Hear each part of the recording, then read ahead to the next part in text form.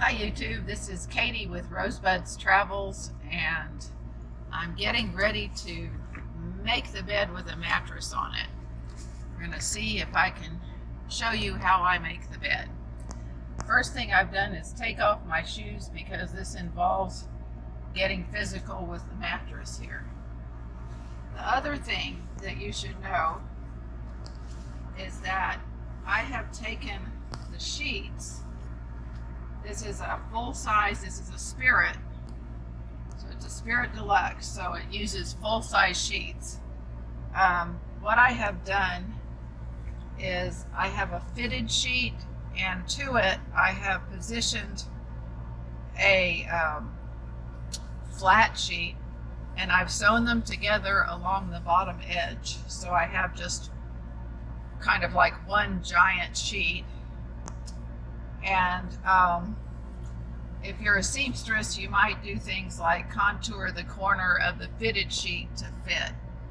It kind of depends on how good you are at this, but at sewing. But it kind of helps make it fit better. So I modified the flat sheet as well to fit. Now the really hard part of getting this all done is working with a bulky mattress, and in this case this is about a 7-inch thick mattress that we have.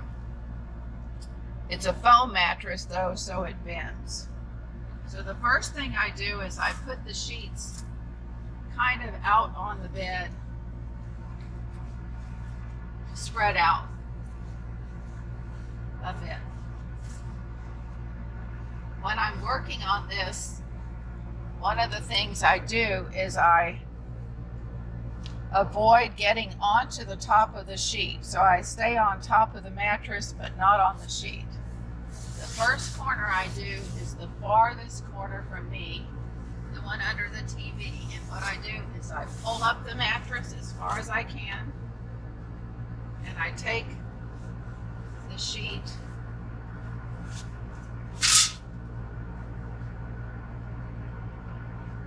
and I work it around the mattress the best I can on the corner. And my little contoured top sheet, I do the same thing with this. What I didn't do was pull up the shades. Often I will do that. Then I go over to the other side. Again, notice I'm staying off of the mattress. Off of the top of the sheet. And I pull up that corner, and I work the sheet around. This particular sheet is elasticized around all the corners, which makes it hold on pretty well. All right. Hopefully Lewis is getting more of the sheet and less of me, but we'll see. So now I'm over on the side by the cooktop, and I'm again working the sheet around, working the mattress, everything over the mattress like I want it to be. Take a deep breath, and I'm going to pull up the flat sheet. Approximately. It's very wrinkled because it's been stored for a bit, so just ignore the wrinkles. And I'm going to kind of position the flat sheet where I want it to be. And some people use a big wooden spoon. What I have is a big plastic shoehorn, and I'm going to just kind of push the sheets down into that space there at the edge of the mattress. And now I'm over here at the front corner, just gonna pull the sheet around. Gonna lift up the front edge of the mattress, pull the sheet around like that. Straighten out the top sheet.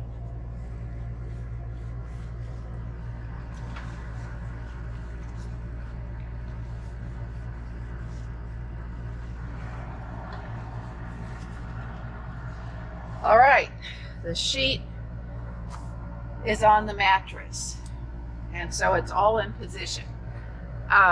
If you are using a flat sheet that is not sewn, what you would do is put the fitted sheet on, and then you would take the flat sheet and position it about like you want it to be, and then go around and lift up the corners a second time.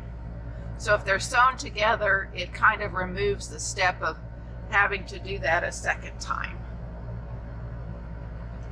So that is how I get a sheet on. Now, I also have a comforter.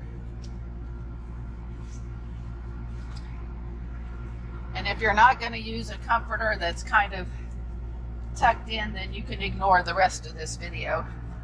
But some people want to do a comforter too, so let's see. My comforter is directional. So what I want to do is, oh, the other thing that's important is I actually cut the width of the comforter down a few inches. It's long enough to do the drop on the mattress on the far side and the width of the mattress, and then the drop of the mattress on the near side. This in particular is actually I didn't cut this one down. It's a twin size quilt. Quilt, not duvet, and it fits, the width of it actually fits very nicely to meet that need. So the first thing I'm going to do is get it somewhat in position where I want it to sit when it's all done. So I make sure it's pulled down to cover the front edge. In the front, it's long enough to do that. It's about where I want it to end up at the head of the bed. Okay. So I kind of just figure out where it's going to be. Then I fold it back out of the way. And I get back onto the mattress and get it positioned in the corners the way I want it to be. I go back and I pick up the mattress again. In this case, I just tuck it around the edge, just like that.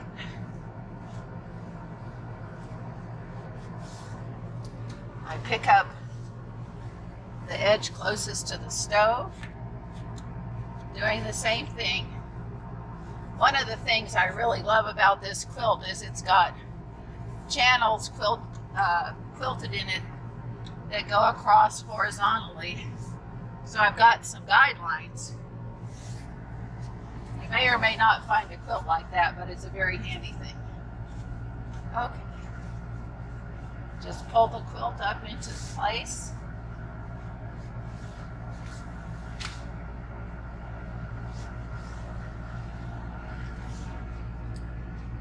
Get out my handy stuffer.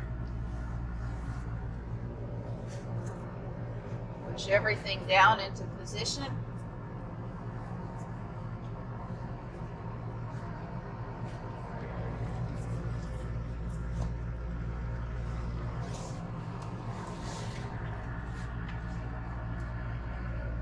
I usually leave the top corner untucked a little bit just because it's easier to grab when we're getting ready for bed.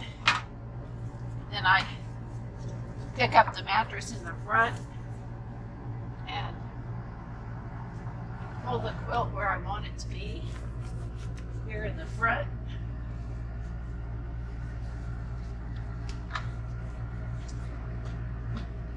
And there we are, quilts on the bed. So you get your aerobics done at the same time you're making the bed.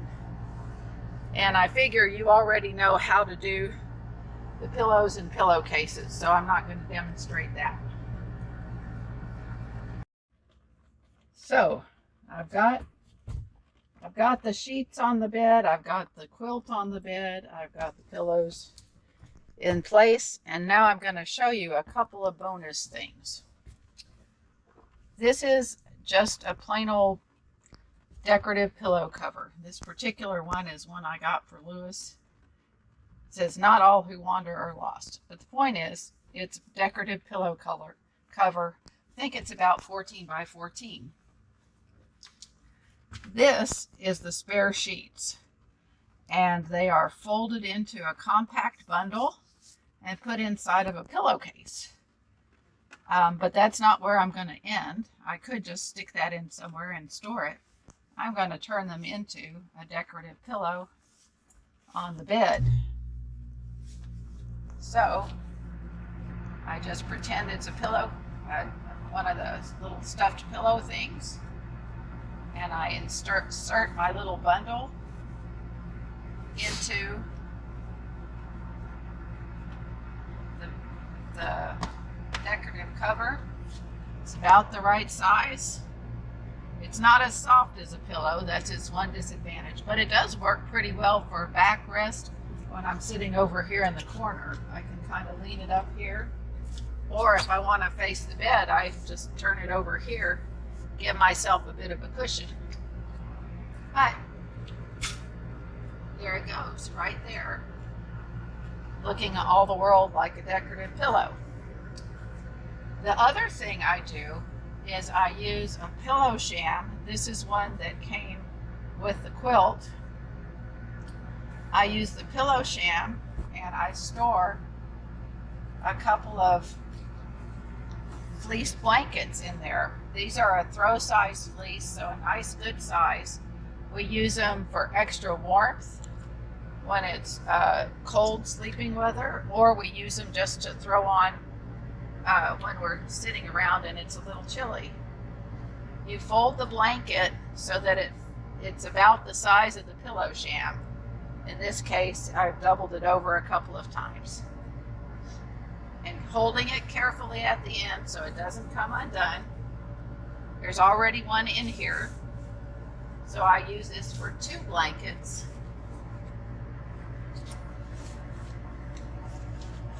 You just push it inside the sham,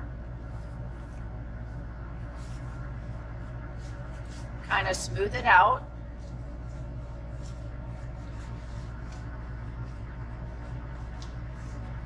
And of course, it depends on the size blanket you're using for it. Any rate, it makes a nice soft sham. Lewis, you can reach out and pat it. Yep.